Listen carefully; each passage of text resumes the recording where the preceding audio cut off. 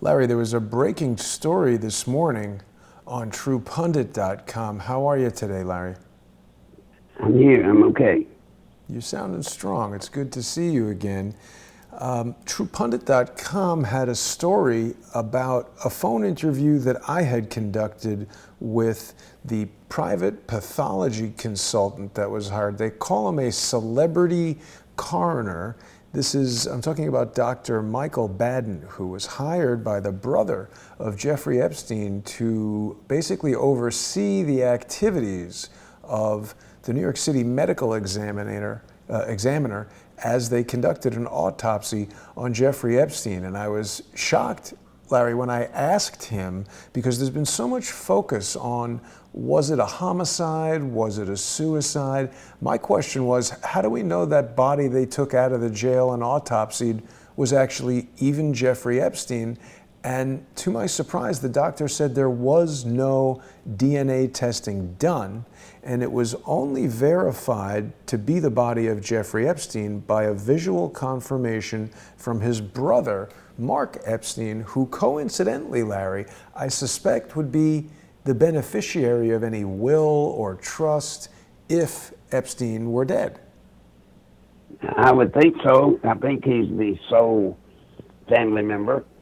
Right. I could be wrong. I'm not a studier of the family tree of Epstein, but...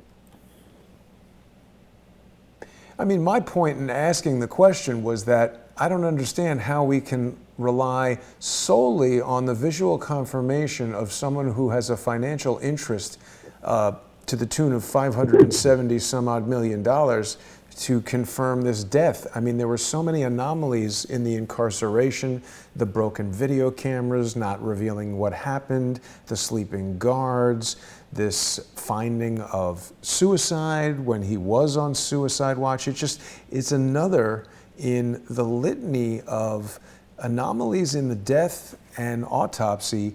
It caused me to ask, Larry, I mean, we've spoken about them before, but can you talk about are there any that stick out in your head, specifically autopsies that you felt they used a different body? We've heard about finding suicides and decapitations and all these bizarre situations, but how far off the mark could I be with this speculation that they might have switched the body and faked the death?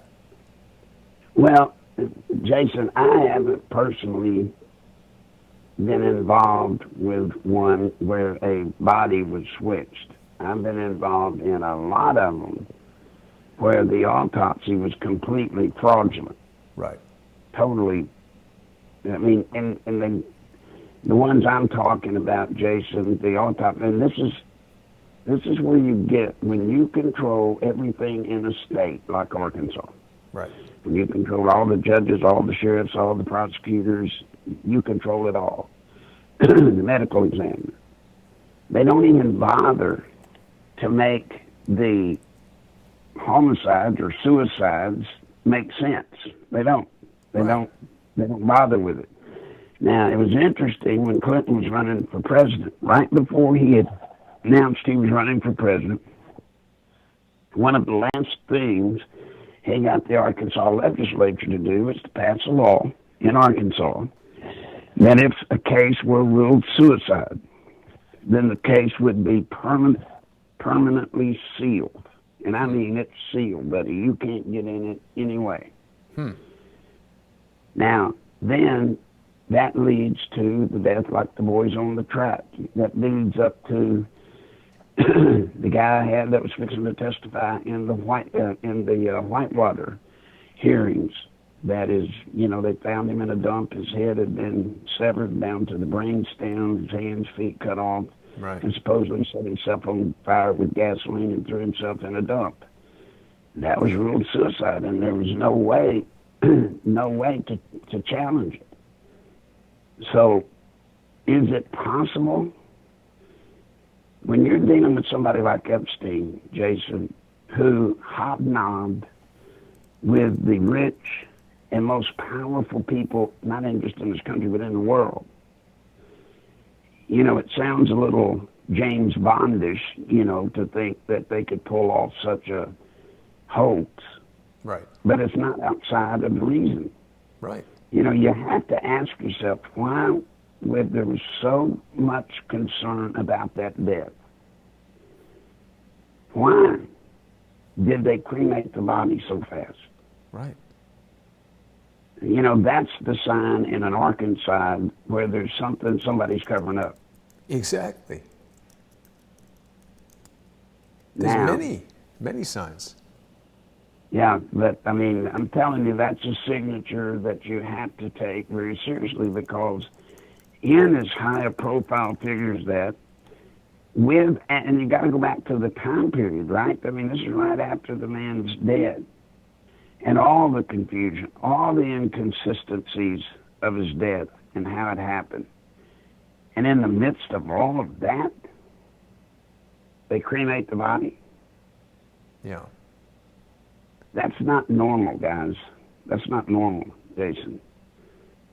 And when you cremate a body, you seal off the investigation. It's over at that point. So whatever was done is over, because you can't do anything about it.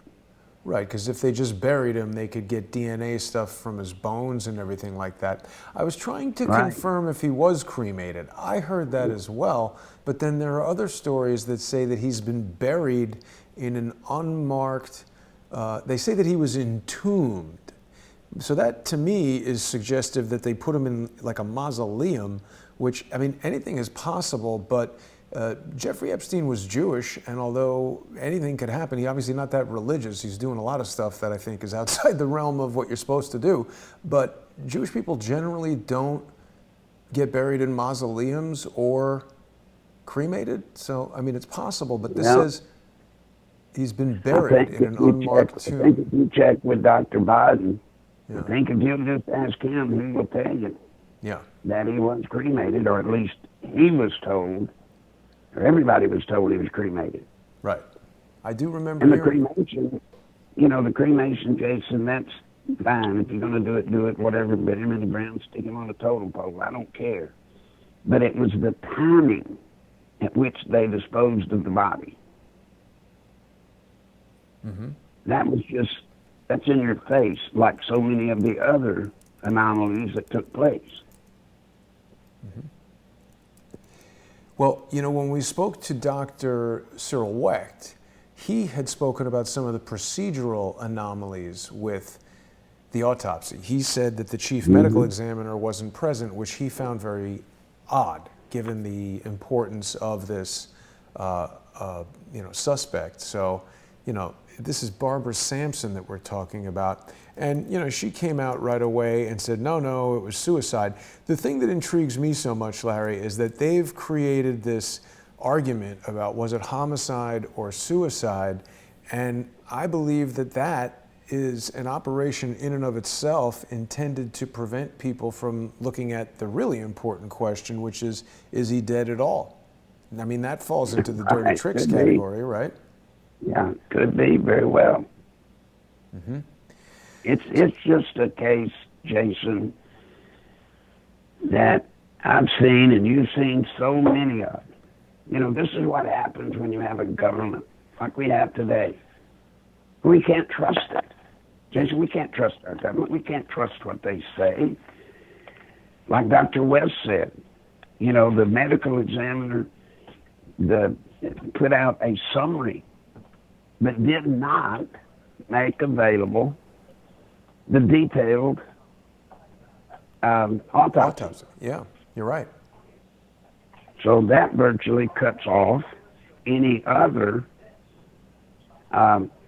medical examiner from reviewing the facts and the truth. Except for the one hired by the brother, who is also the guy who identified the body, who is also very likely the beneficiary of the $500 million. Larry, did you know that Jeffrey Epstein and his brother were on the board of something called the Humpty Dumpty Institute? Mm-hmm. What do you know about that? Well, from what I have heard, I don't know that much about it, but it's got a pretty infamous gathering of people involved with it. I think George Soros is involved with that institute. Is he? So figure that out.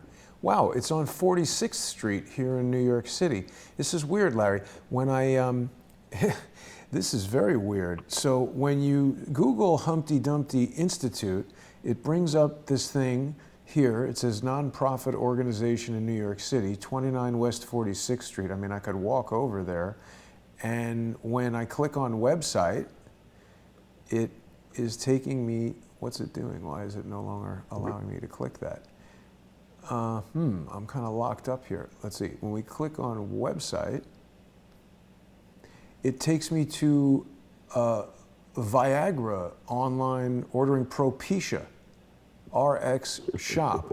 So it's almost like the website's been hacked by some. This happened one time to the 21st Century 3D website. One day, somebody called me and said, your website is selling Viagra. Right. So it's very strange. That is a very strange group. And they're involved in a lot of stuff. They're actually involved, that Humpty Dumpty, the same group, with Biden's son. Really? Hunter. And the company that he was working for, Burisma, or whatever you call it. Burisma, yeah. Burisma. I mean, here we go again. You know, it's this elite little cult-like group hanging around out there. But of course, we don't any conspiracy talk, right? We don't want to have any conspiracy stuff. Well, I mean, I'm But I'll curious bet to you know. it does not show. I bet you it doesn't show who's on the board or who all's donated, major contributors to that institute. I mean, you can't even find what the website is. So let's see. Let's try going back to the.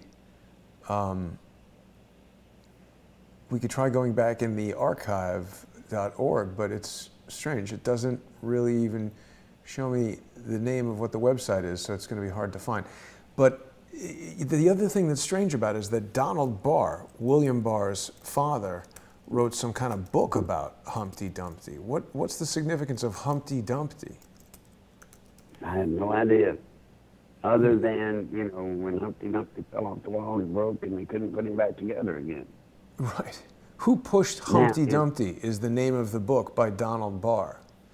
And it's about dilemmas in American education today. So I just find that interesting that there was all this question about whether Donald Barr had anything to do with hiring Jeffrey Epstein at the Dalton School. And Donald Barr, the father of our current Attorney General, wrote this book called Who Pushed Humpty Dumpty? And they have the Humpty Dumpty Institute, and there's just very little known about any of this. Mm-hmm. Well, that's what you're going to find, Jason, that the American people, I hope, eventually start to find out. There are these kinds of, I'm not going to call them sinister organizations, because I don't know enough to make that kind of a judgment.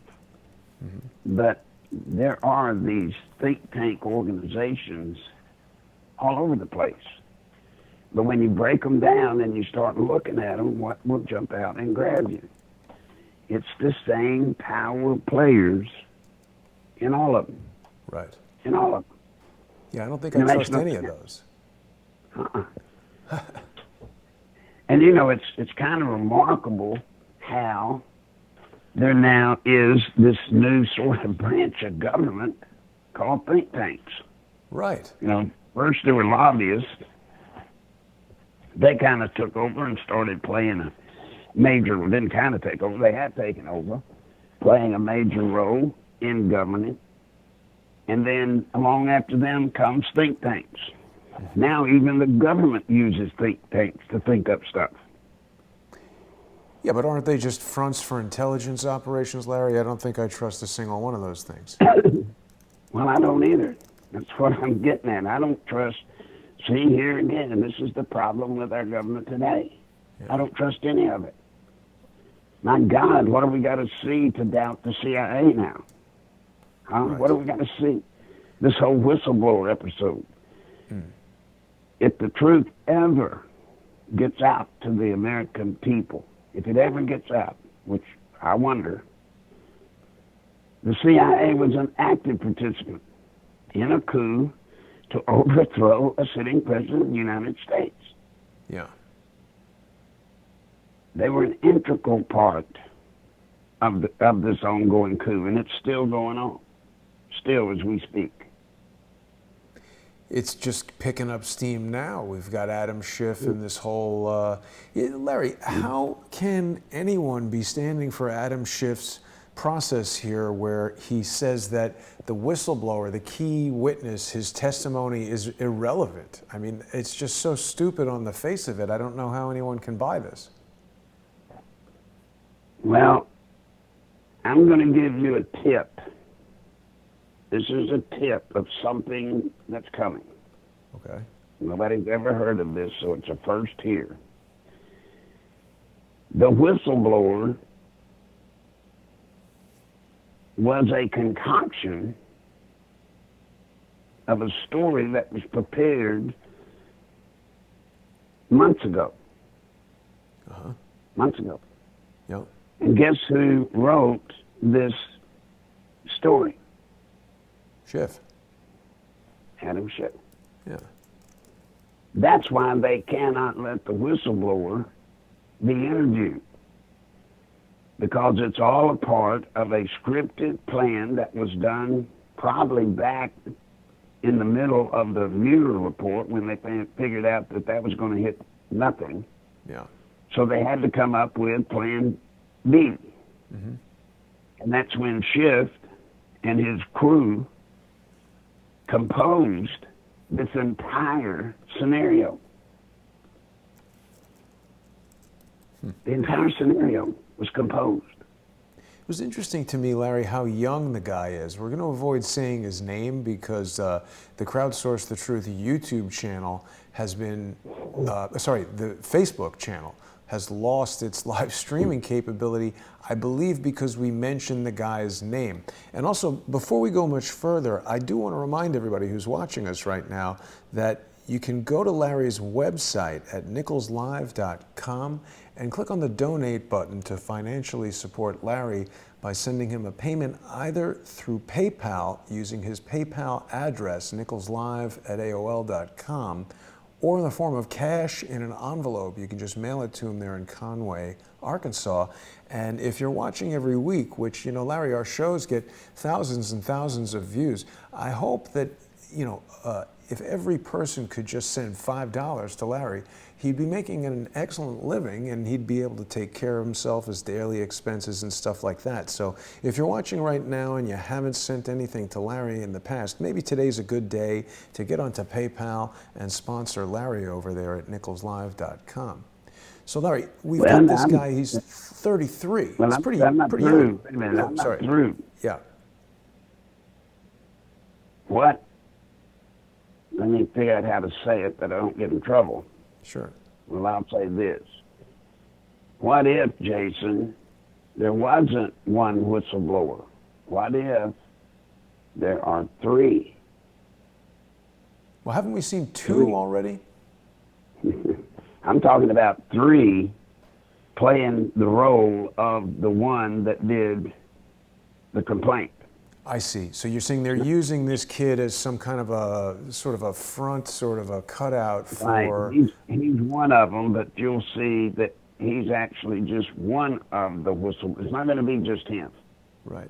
There are three people acting as the quote-unquote whistleblower. Three. Mm-hmm. That's interesting. And that will come out. It's going to come out. Now, the significance of it is they can't allow the whistleblower to get any exposure under oath. They can't. Why? Because they're afraid that this young kid will crack and lie? Or not lie? I'm sure they're scared of that. But more importantly, it's the lineage of this story. It didn't... This story is as bogus as anything ever was. It's more bogus than the Russian conspiracy trick. Yeah. This was literally, Jason, it's hard for people to understand, but this was literally scripted, just like you would write a fiction novel. It was written. And we remember, Larry, we saw on IMDb that Adam Schiff is in there. He fancies himself a screenwriter. He enjoys writing screenplays, I think. Isn't that funny? It is. Yes, I am telling you, this whole, and that's why they are so guarded against him. Schiff, fix it. Let me get the baby to put back in. Somebody's out there, and that scares me. Sure. Hush, baby. Nobody out there. Nobody out there. Come on. But that's why they cannot allow us to have a hearing the way you would normally have it, because it's all scripted. It's a play being used on the American people. Yeah. And now they're going around and they're getting people, Jason, just like they knew they would in the original plan.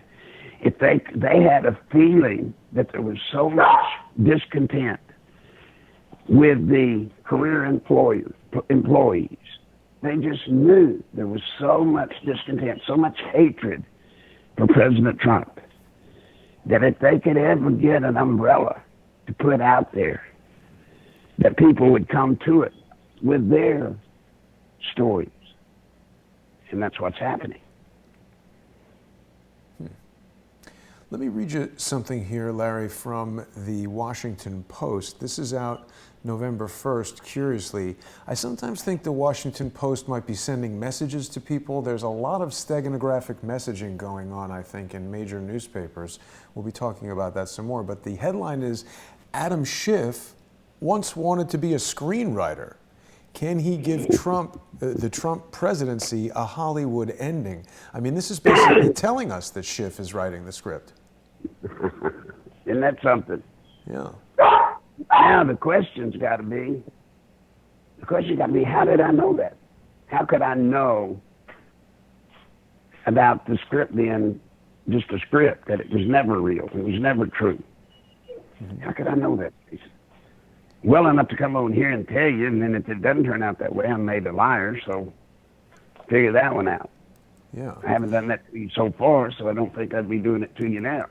No, certainly not. The name of by the the way, script... it's not a big secret. No. It's not a big secret. No more than who the quote-unquote professed whistleblower is. Right. And I don't want to say his name, Larry, but people who are in the chat are reminding us that the Cadbury Caramello bar is a delicious candy bar that people can... Well, I wouldn't play games with that, or you're going to get knocked off the air. You're right. You're right. But, Jason, how in today's Washington, D.C.,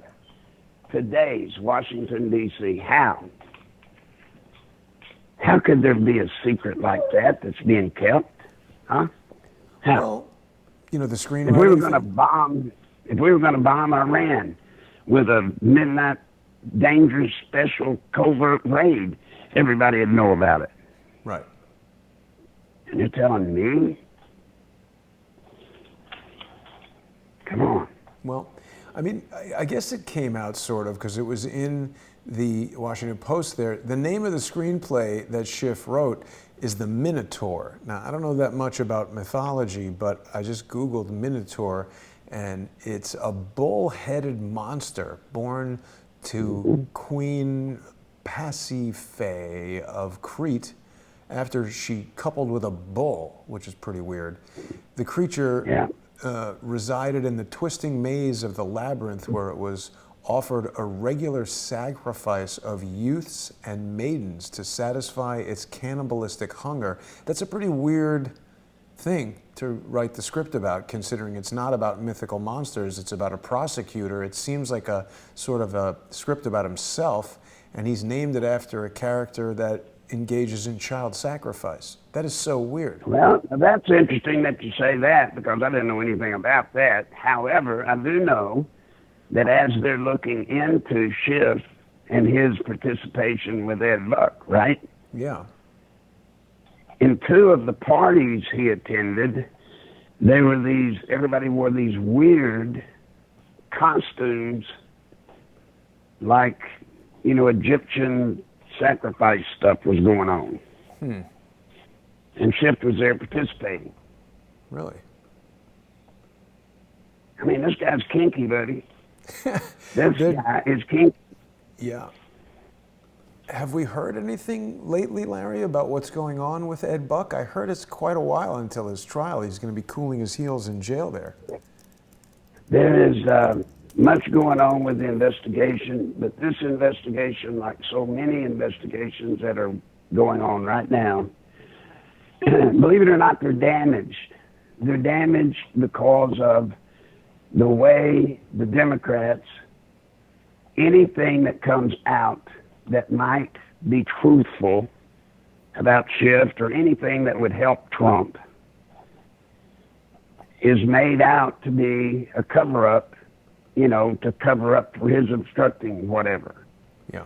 So it's causing trouble in their investigations because these people, instead of cooperating, who would ordinarily, once they're at the point where they know they're caught, would start logically cooperating to some degree, but they're not. Yeah.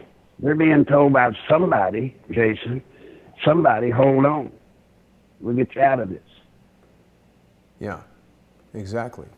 I mean, it's just one political game after the next. Nobody is really abiding by the law, and Schiff is, we've heard it many times, he's making things up as they move along. But just real quickly before we continue down this line, I wanted to kind of finish up this conversation about the possibility of a fake death with Epstein. When you were dealing with Hillary Clinton, Larry, there have been a lot of different times that she's appeared. Like if you remember, I think on September 11th, 2016, she collapsed, and then later she came out that day and people were scrutinizing if it was really her, that she looked shorter, etc. Are you aware of Hillary Clinton having body doubles around that she uses?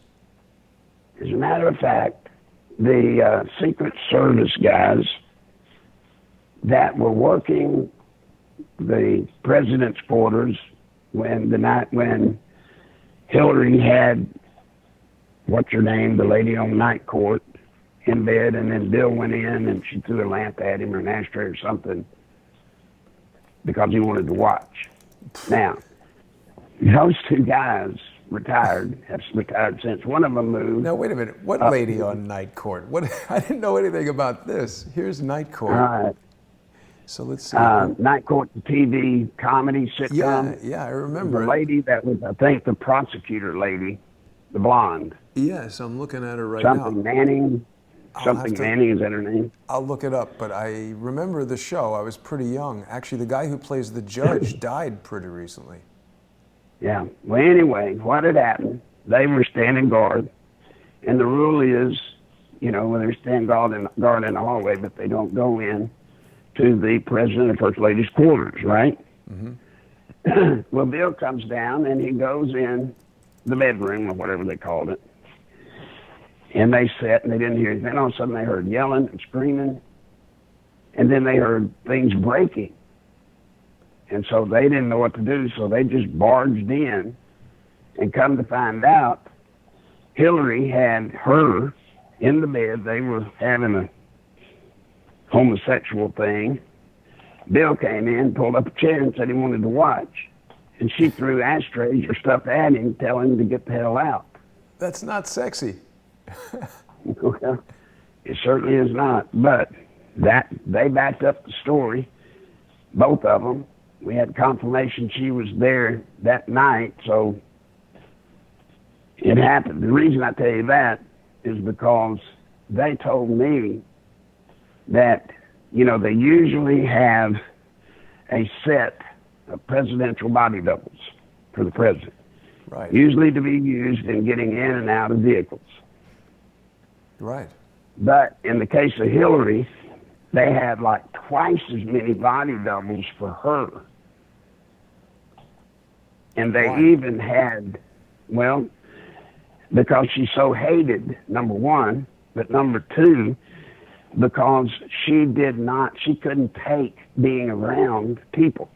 They set up the rope lines, remember, cutting her off from being near people. Uh-huh. And she would throw a fit. She would literally make a scene if somebody dared to ask her for an autograph through the rope line or whatever.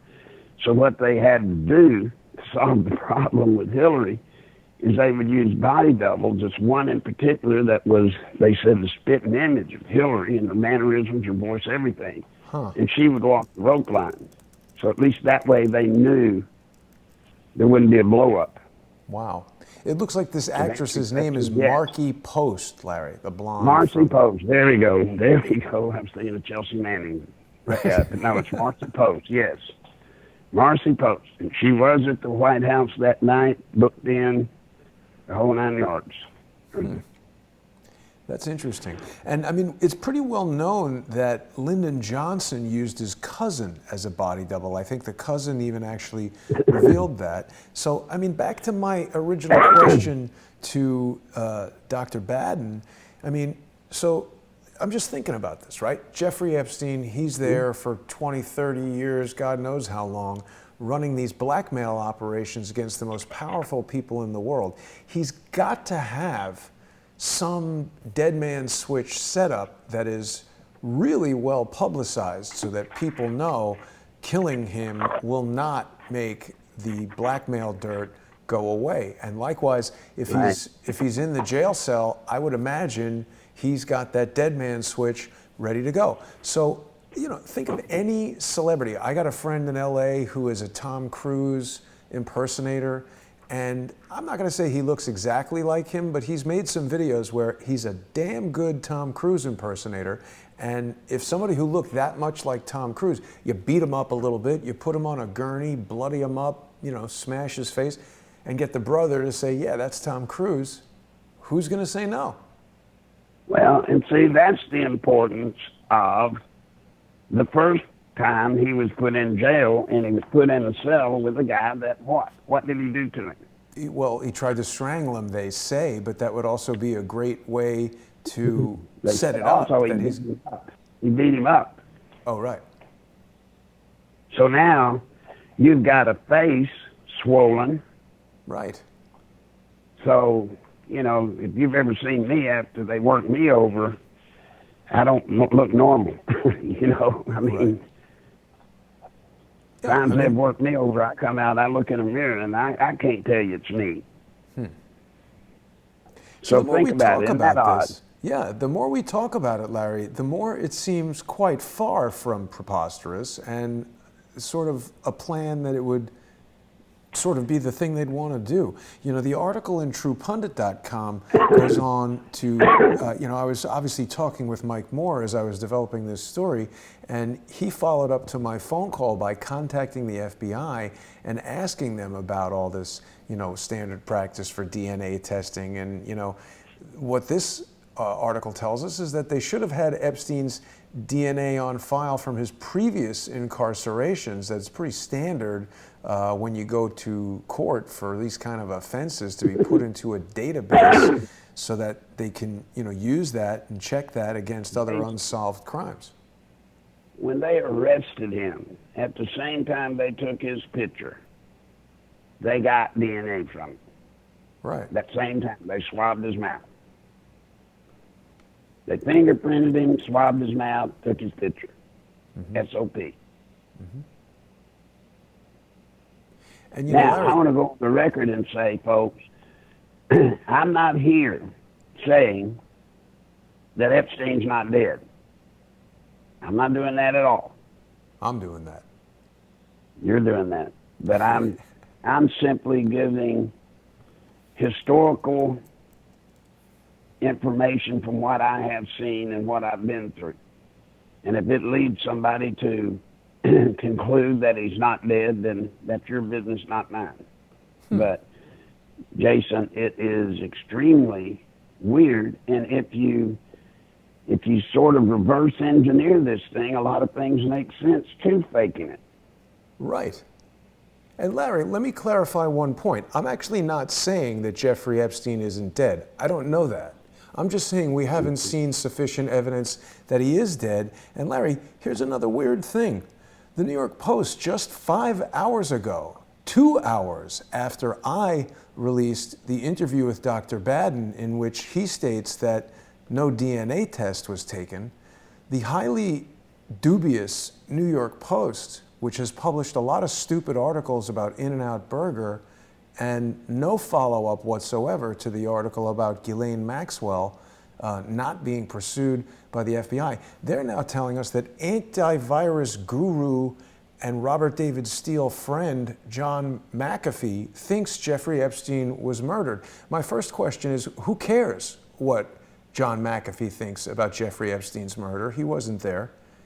You might be interested in what John McAfee thinks about viruses or computers, but Right. it's a weird story for them to publish. I've been emailing people at the Washington Post all morning this video, and then here they are publishing a story reiterating that he is dead and murdered. They want the debate to be, was it suicide or homicide? I want to know if the guy's actually dead.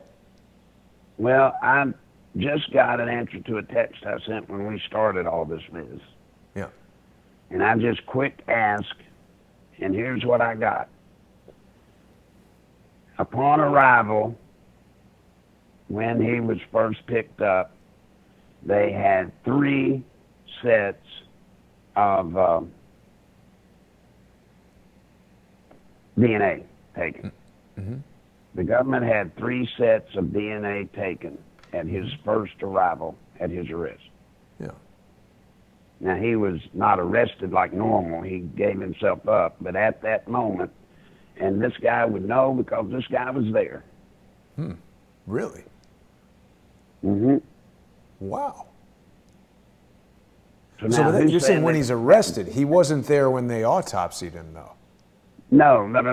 The question is, did they have Epstein? I thought you were asking, did they have Epstein's DNA? Well, I am. Now, so the jail has it. now, It seems like the jail coroner's office could compare that very easily.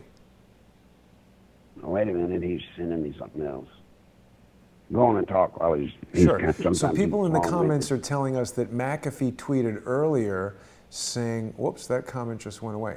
McAfee tweeted earlier saying all he was saying is it wasn't suicide. Anything else is possible. But again, it's curious because, you know, it's been about 10 days since Dr. Baden made those statements. Here we go. This is Yeah. straight from the FBI, somebody maybe at the FBI, who knows. Right. DNA was taken from the body, but has been lost or mishandled. Say again? DNA was taken from Epstein's body, but has been lost or mishandled. Holy That's cow.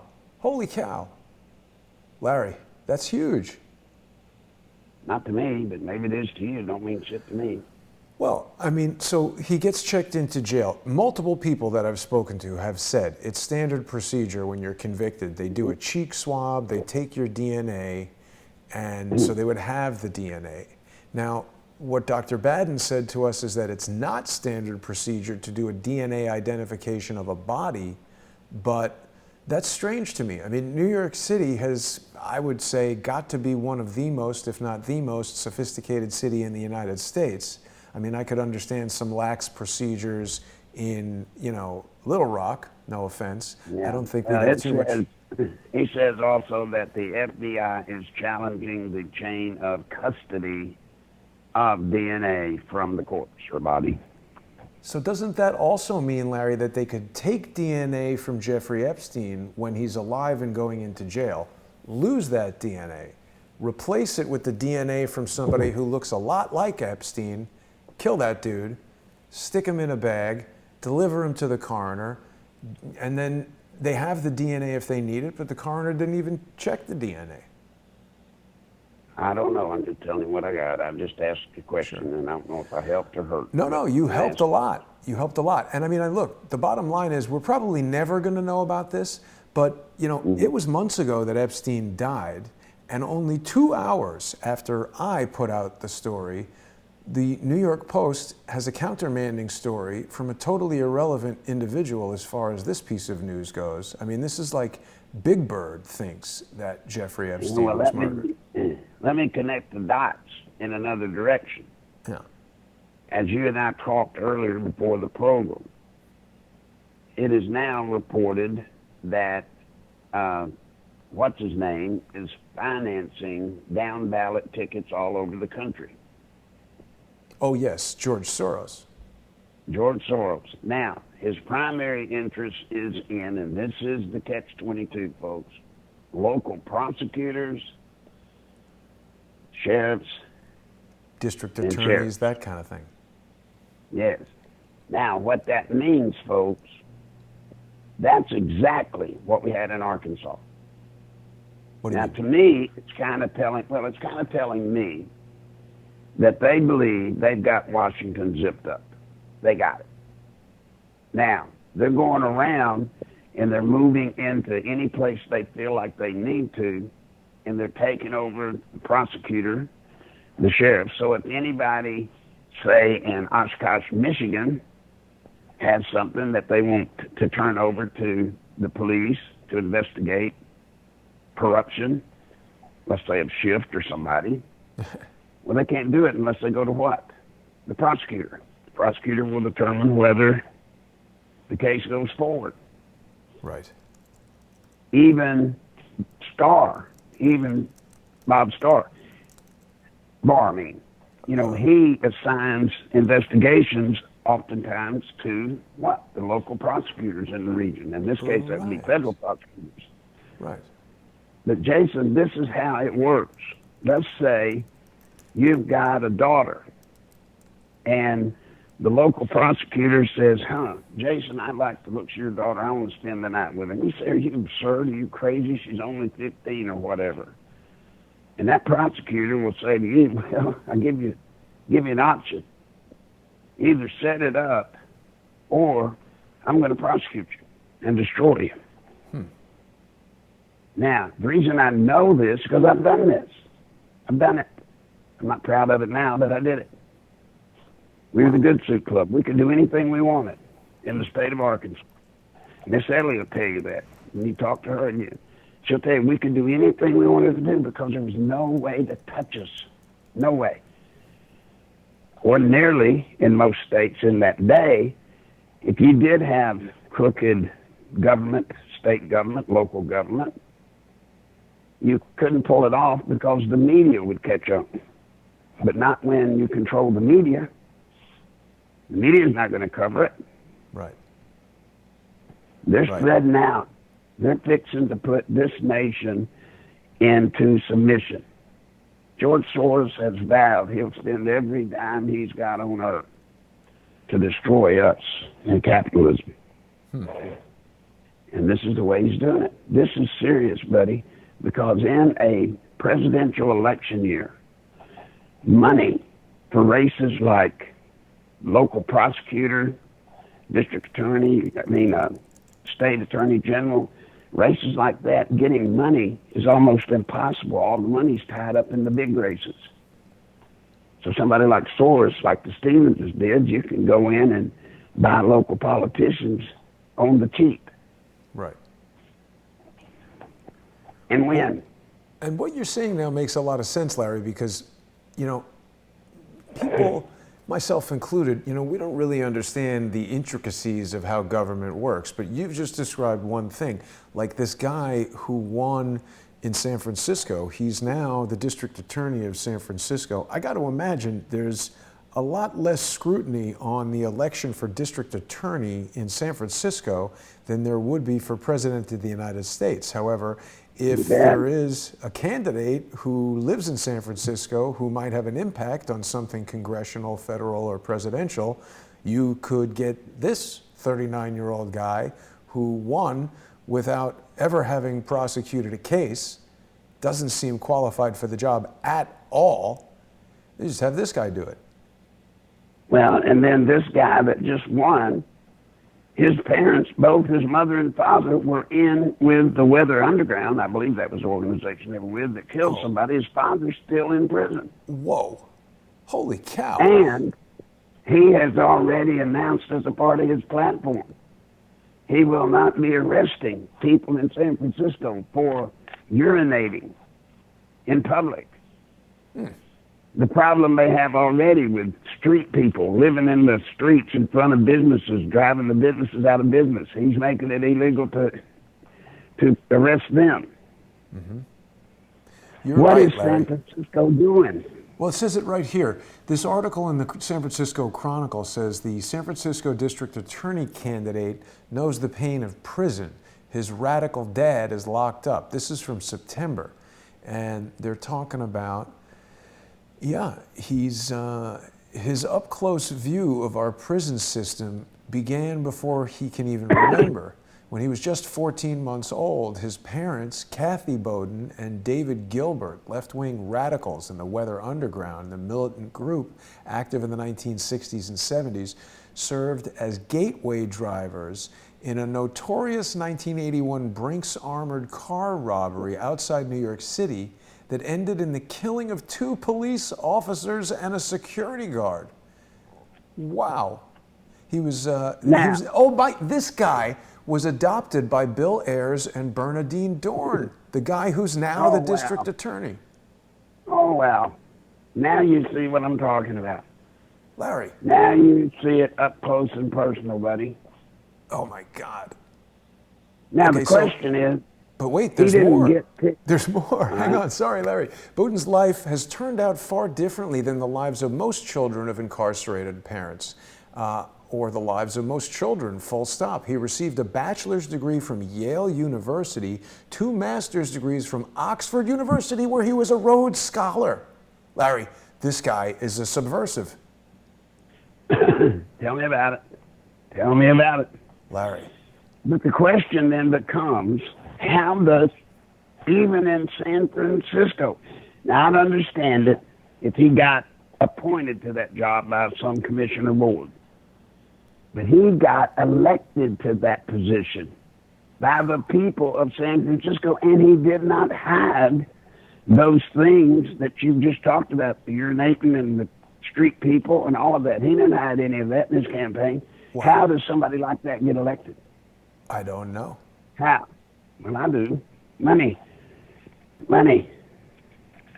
But this is a direct connect to Obama as well, because yeah. Obama's first senatorial campaign event took place at Bill Ayers' father's house. So to me, Larry, this looks like they are stacking the deck against this is a contingency plan in case Trump wins in 2020. They want to have every other aspect of government clamped down so that they can resist anything that Trump does, and whatever he says or does, including calling another president on the phone, they want to try to get him arrested for. And anybody that dares to speak up, reminds you kind of the old Hitler days, right? Anybody that dares to speak up, now they've got local governing to prosecute you and punish you. Right. And remember, you don't have to be guilty of a thing. Jason, you don't have to be guilty of a thing. You're going to lose everything you have just in court and attorney costs. Yes. Your name's going to be ruined forever with the media accusing you of whatever. You're done. You're done. And so most real people, unlike the guy you're talking to now who's a fool, most real people weigh out the long-term interest. Is it worth going up and trying to expose these people when the penalty is going to be severe and you're probably not going to do any good anyway? Now, how many people are going to buy into doing it that way? Yeah. Huh? No, I don't know. You want to shut a country down? You wonder how people in Germany bought in to all of this junk with Hitler. I mean, they were reasonable, smart people. They weren't fools. They weren't complete idiots. So then how did it happen? Social engineering. You're seeing it here. And it's going to happen in many, many places coming up. Many places. And guess what? The Republicans may win the presidency, but I'll bet you $100 to this. The Democrats, where source goes, will slaughter anybody running against him. He can easily win 200 or 300 seats, prosecutor type seats, down ballot seats, easily in 2020. Wow. And nobody will ever know it. Nobody will ever see it. But the aftermath will be vicious. Vicious. Yeah. Wow.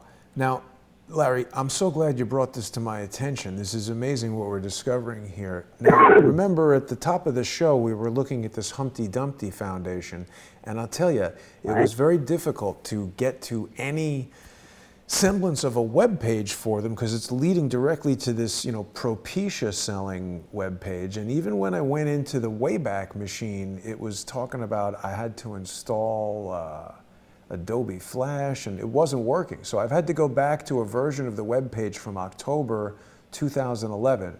But sure enough, we've got a website here for the Humpty Dumpty Institute, which claims to be putting the pieces back together.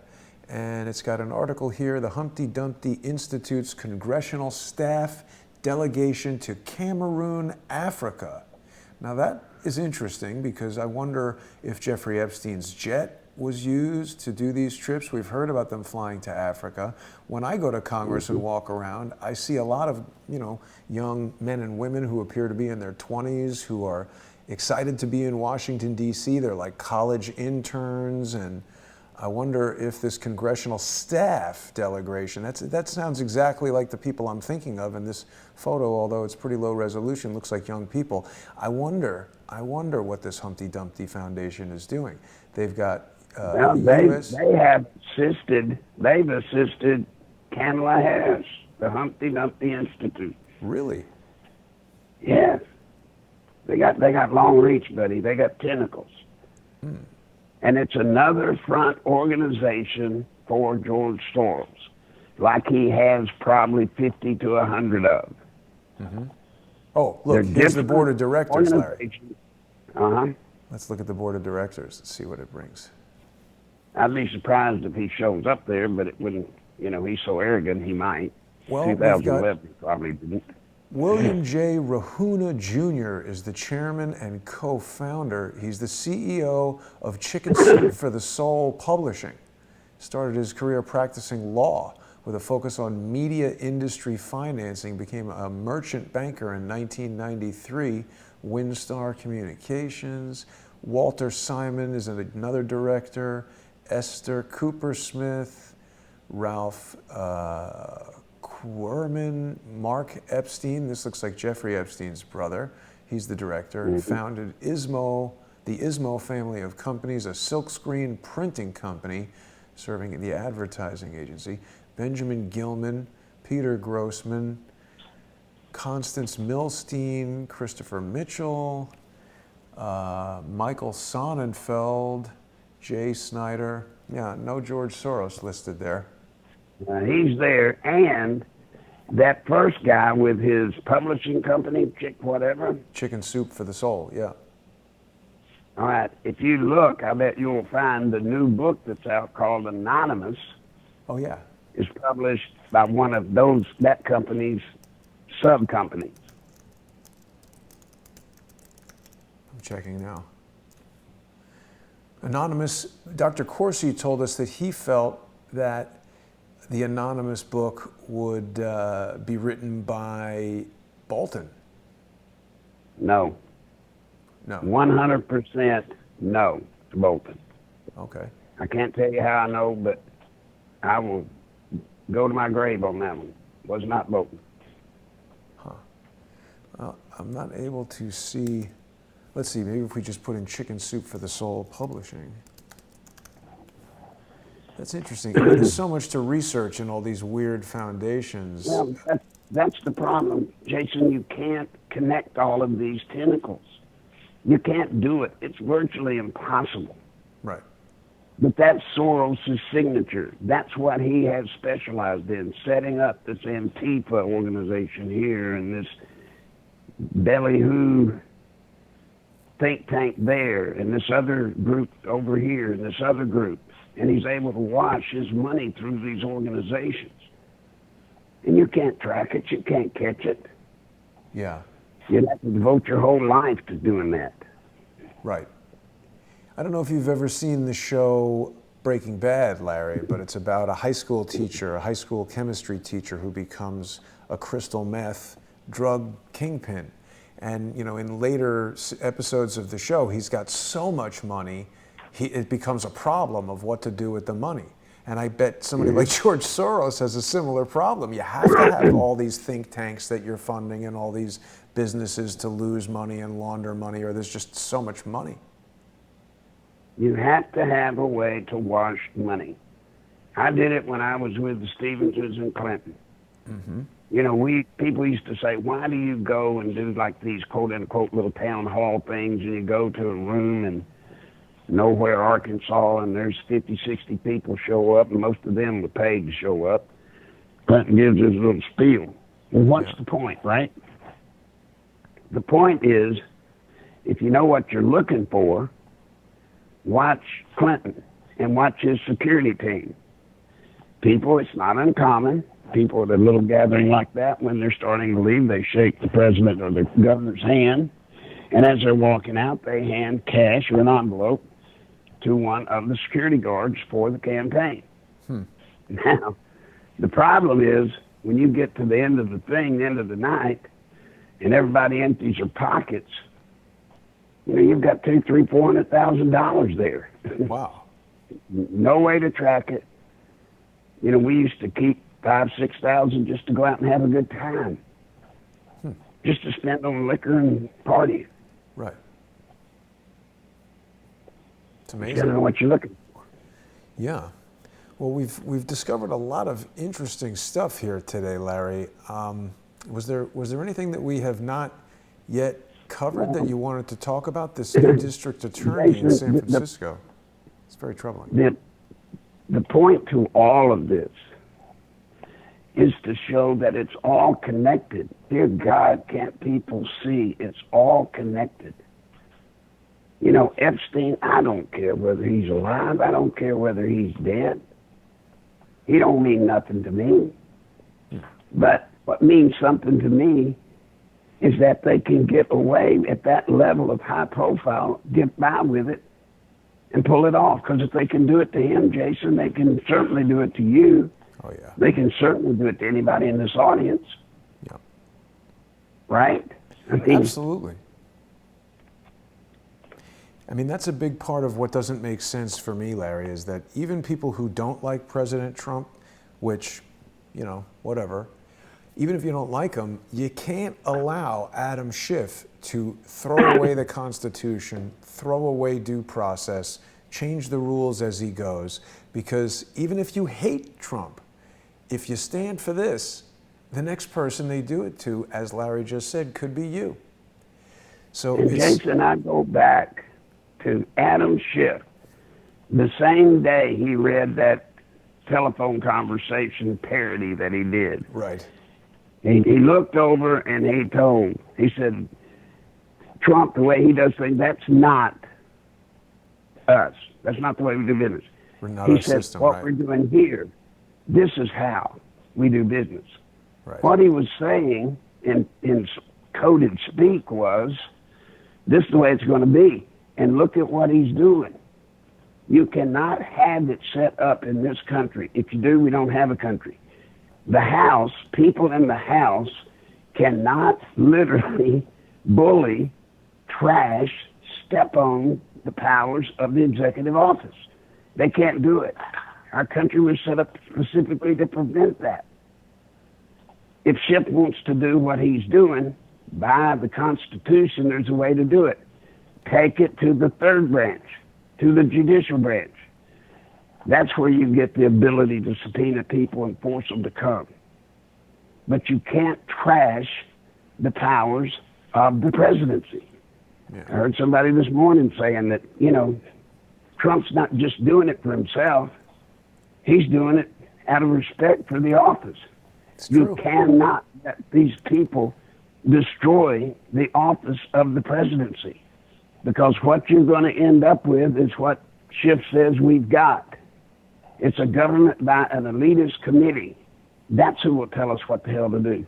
He's sitting there in your face and telling you, you're voting, stop it. That's a thing of the past. This committee rules this country. You don't need a president. You don't need a Supreme Court. You don't need anything. You got us. We are the elite committee. And that's what they're doing. It's really and bad. So dangerous. It's really dangerous. Really dangerous. Larry, we're just about out of time. I think this has been a really intriguing episode that you and I have been exploring here. I want to remind people to visit nicholslive.com and tap on the donate tab. Use Larry's PayPal address, nicholslive@aol.com. Send Larry $20, $5, whatever you got. Send him some money. Think about all the stuff we just learned today because of Larry's insights and Larry pointing us in the right direction. We would not have this show without Larry. So please support Larry on nicholslive.com or stick $10, $20, whatever it might be, in an envelope, mail it to Larry in Conway, Arkansas. Keep them going, keep the show going. Yeah. Can I do something? I normally wouldn't do it, but sure. With the times the way they are, every day at this time, at 2 o'clock, Monday through Friday, I do a little podcast, about an hour. Mm-hmm. If you want to go to it, folks, I think you just go to YouTube and Larry Nichols, whatever. Maybe it's on that website of mine. Tells you how to do it. Yep. But the other thing I want to say, as much as Jason's trying to help me, and I do need it desperately today, but it's more important that we have this program. Because just like you heard here, this is the only way I have of giving y'all information. You're not going to get anywhere else. I know you're not going to get it anywhere else because nobody else has it. And I think Jason will tell you, as will many of the listeners to this program, I don't give you just nutbag conspiracy stuff. You know, I don't do that. What I tell you is coming, it's coming. Mm-hmm. What I tell you is going to happen, it's going to happen. I would hope my track record substantiates that. Mm-hmm. But we have to have crowdsource the truth. We've got to have it. So please tell them how to support this program, Jason. And I'm not trying to be ugly or patronizing either. I'm just telling it like it is. Not at all, Larry. I appreciate it tremendously. People can go to subscribestar.com/crowdsourcethetruth or patreon.com/crowdsourcethetruth. And as Larry said, it's a great way to keep the show going. It's also a great way to access a huge library of sponsor-exclusive programs that have never appeared on YouTube or Periscope or DLive or Facebook or any of those channels. We really need everybody to join us over on Patreon and Subscribestar. You know, Larry, malicious social engineers put out a video last night in which they explicitly stated that their goal is to deplatform Crowdsource the Truth. And they're doing that through a variety of methods. They're trying to do it with lawsuits. That takes a little bit more time, but definitely targeting the platforms like Facebook and YouTube. It's very easy for them because those platforms are constantly increasing their restrictions. And when we see subversive Marxist Weather Underground offspring becoming the district attorney in San Francisco, that is so mind-blowing. I mean, that's like finding out that John Gotti's son is the district attorney of New York. And you know what? It could happen. John Gotti's son is not guilty because his father is, but something about it just doesn't seem like the best way to do that. What do you think, Larry? Well, I don't think anybody can look just at some of the things this guy is planning to do, like the urinating on the sidewalks in public and the, you know, all of that. Why would you want that? Why does anybody want that? Because he's trying to decriminalize criminals. Mm. And they're trying to draw a place where people can come, live on the streets, and that amounts to a large voting block, buddy. And I guarantee you, you probably had every street person in San Francisco came out and voted for this guy. And in an off election like he ran last night, that number of votes could easily win. Easily win. And imagine if they can double or triple that number. And by the way, that's in Pelosi's hometown. Right. Larry, I'll tell you something else. It seems to me that there is a strategic reason for increasing the prison population anywhere. Because if you have a lot of people in prison, you're creating this pool of desperate people who you've got a high degree of control over, who could potentially be coerced to do things that regular people won't do. Yeah. Joanne is asking us, wasn't Giuliani's father bad? I mean, again, I made a bad analogy. We can't really convict someone for the crimes of their father. It's troubling to me that this guy was adopted by and raised by Bernardine Dohrn and Bill Ayers. But he's got to be given a fair shake. As far as I know, Giuliani's dad wasn't bad. I remember when Giuliani was mayor, he made an announcement that he was going to be investigating the Fulton Fish Market and that there was mafia activity down there. And I recall Giuliani telling some anecdote about why he became so anti-organized crime, because his father was shaken down by local mobsters, as far as I recall. I think his father was a shop owner. Look, guys, you've got to rise up and you've got to stop this. It's sweeping the country. And you were talking about the overcrowding in the prisons and such. Why that? Well, number one, at the same time that's being brought to a head, right? Mm-hmm. So, too, are there legislations all over the country to allow people that are felons out of prison to be able to vote. Right. Then you've got the situation where, and I've known about this since the old days of Nicaragua, if you get to the point where you're putting so many people in prison, guess what you got to do? You got to let them out. You got to let them out. Overcrowding helps because it gets people out on the street that shouldn't be there. Now, yes, there are a lot that, deserve the right to be back out, but there's a lot that aren't. Nothing happens by chance, buddy, not when the government's concerned. No, I agree with you, Larry. Well, Larry, it's been a great episode today. Everyone's really positive in the comments, and I hope that'll translate to some people going to visit nicholslive.com and sponsoring Larry on PayPal with his PayPal address, nicholslive@aol.com. It takes just a minute and even just a few bucks. We've got hundreds of people watching us right now, Larry, so I hope that people will visit the page and help you out. We'll be back next week at 3 p.m. Eastern. Larry, thanks so much. It's been really interesting conversation, and thanks everybody for watching. We'll be back tonight at 8 p.m. By the way, before we go, this may be, after what happens tomorrow, may be one of the days when we might need to do an update Thursday. Okay. I'm not saying for sure we will, but it's a possibility. So everybody needs to monitor your... Sure. Yeah.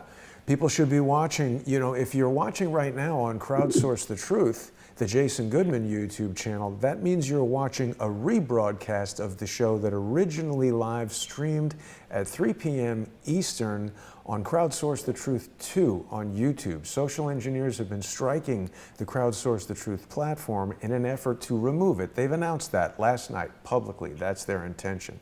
So people should join us on patreon.com/crowdsourcethetruth and subscribestar.com/crowdsourcethetruth tonight at 8 p.m. Eastern. Mike Moore will join me for another episode of More Pain. We're going to be diving deep into this Jeffrey Epstein autopsy scandal that's just come up today, and with Larry's help, we've just realized that it appears that the New York Post is running a counter story to try to squash this no DNA testing story. So thanks for that, Larry, and thanks for a great show, and thanks everybody for watching. I'll see you tonight at 8 for More Pain.